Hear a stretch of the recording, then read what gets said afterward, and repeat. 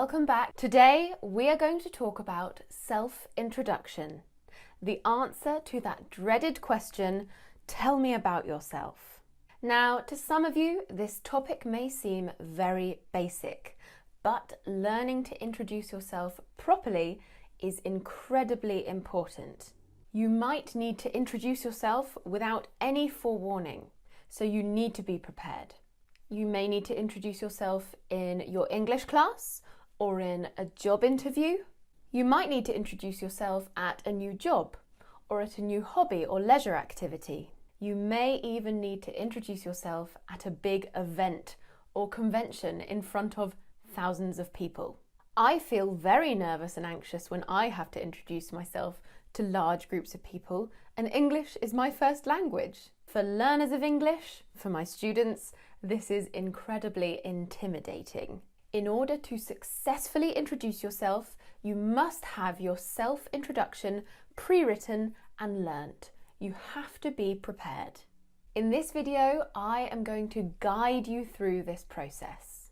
At the end of this lesson, you will have a complete self-introduction that is ready to use and ready for you to learn off by heart. I encourage you to share your introductions in the comment section down below so that the community and I may assist you and correct you. So let's start with the basics of a self-introduction. The very first thing that you'll need to say when introducing yourself is a greeting. Now, you can have formal greetings or you can have informal greetings. It depends where you are, the situation you are in. Let's start with formal greetings. Obviously, hello. Hello can be both formal and informal, but it's fine to use it in a formal situation. You also have good morning, good afternoon, and good evening. Make sure you pay particular attention to what time of day it is. I have said good morning in the evening and good evening in the morning before. Now let's talk about informal greetings. It's really important for you to find one that you feel comfortable with. There are lots of informal greetings like hey, what's up, hi, hiya, yo. There's even what's good, which is quite an American one. Honestly, if I said yo when I was introducing myself in an English class or in a less formal situation, I would feel really stupid because it doesn't suit me. My particular region doesn't use yo, so it feels a bit forced. I really admire people who can just stand up and say, yo, what's good? But it's not going to happen for me. So make sure you pick one that you feel really comfortable saying. Next, of course, we have your name. Now, there are many ways of introducing your name. The very basic ones like I'm or I am, I'm Lucy, I am Lucy. Or if you're introducing yourself in a situation where the majority of the audience cannot see you, for example, on the telephone, no one can really see you when you're speaking on the telephone. You can say my name is or my name's with the apostrophe S, the contracted form. Or if you're in a very large auditorium or convention centre, then you might want to use this is. This is Lucy. On the telephone, I would normally say, hi, this is Lucy speaking, or this is Lucy. Next, let's talk about location, where you're from and where you're living. There are many variations of this. I'm going to start with the most basic and move on to slightly more complicated ways of describing your geographical location. Firstly, we have I'm from and then the place name. I'm from Bedfordshire. We also have I'm and then the nationality adjective. I'm British. I'm English. If you are from somewhere that is quite far from the place where you're introducing yourself, you can say, I come from, and then you can name that place. Come from implies a little bit more of a journey. If you want to say where you grew up, you can say, I was born and raised in place name. I was born and raised in England. If you were born in one place but grew up in a different place, you can say, I was born in France but raised in Sweden.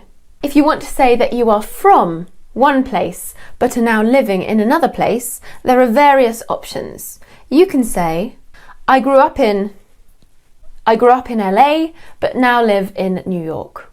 I'm originally from Edinburgh but I'm now based in London. If you want to say how long you have lived in a certain place, you can say, I've been living in London for 3 years.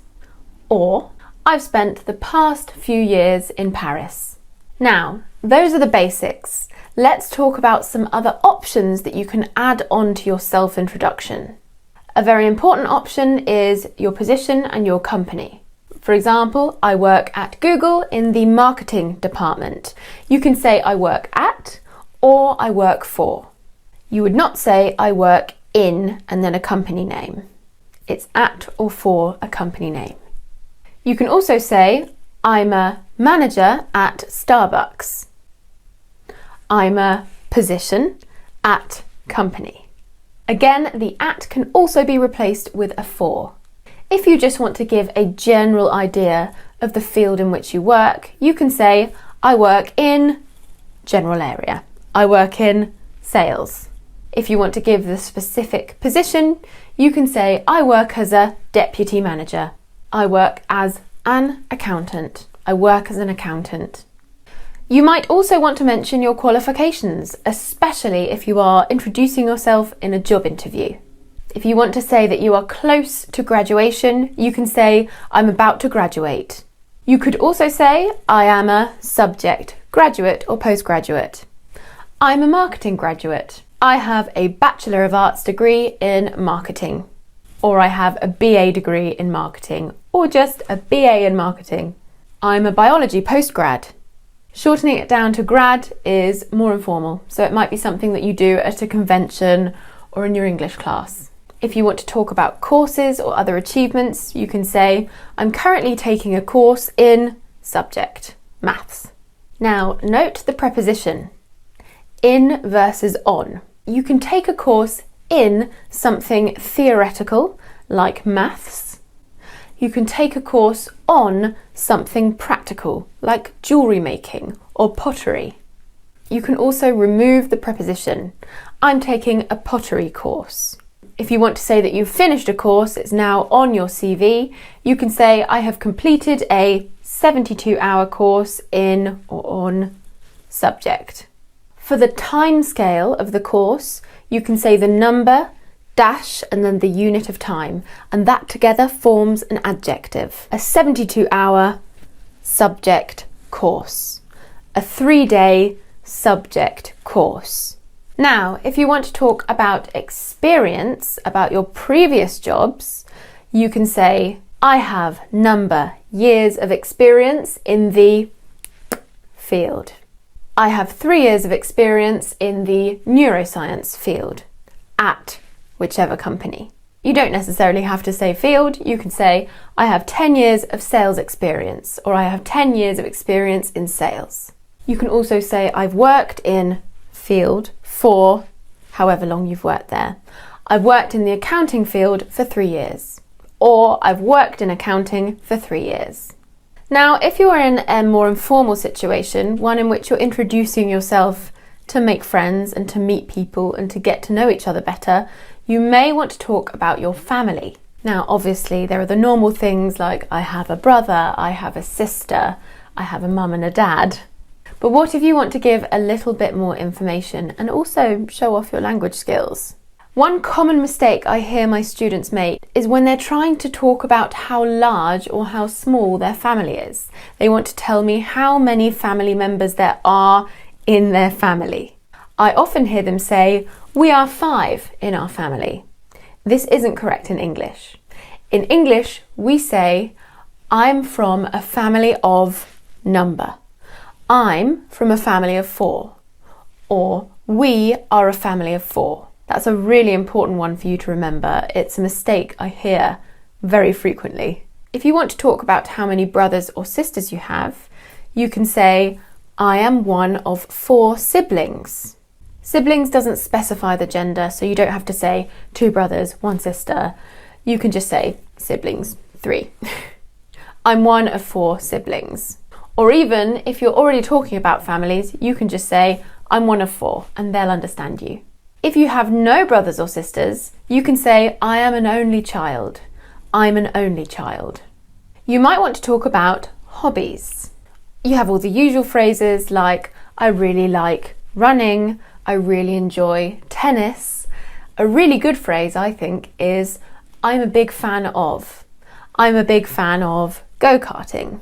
You can also say I am a keen and then a noun. For example, I'm a keen runner, or I'm a keen tennis player. Now, I've left this one till last because it really isn't as necessary anymore. But it's important that you know how to say it. It's age. We have the basic one. I am 25 years old. We can shorten it down. I'm 25. If you don't want to specify your age, you can say I'm in my early, mid, or late, and then your decade. 20s, 30s, 40s, 50s, teens as well if you're really young. I'm in my mid-20s. She's in her early teens. He's in his late 40s. You might also hear people say she's a 20-something marketing graduate. Feel free to correct each other and help each other. I will also be looking at the first comments, and I'll look at a handful throughout the week as well when I can.